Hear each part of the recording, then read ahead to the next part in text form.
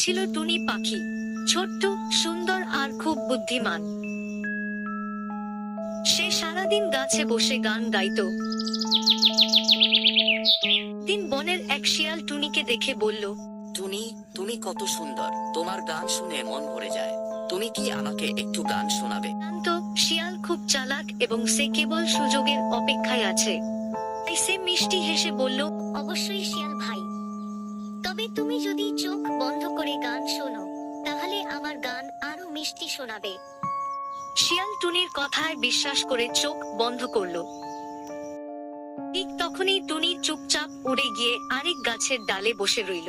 শিয়াল অপেক্ষা করতে লাগলো, কিন্তু গান তো শুরুই হয় না। সে ধৈর্য হারিয়ে বলল, একই, গান শুরু করলে না কেন? তখনই টুনি দূরের ডাল থেকে হেসে বলল, শিয়াল ভাই, তুমি খুব চালাক, কিন্তু আমি তার চেয়েও বেশি বুদ্ধিমান। আদে আমি পড়ব না। শিয়াল লজ্জায় মুখ নিচু করে চলে গেল।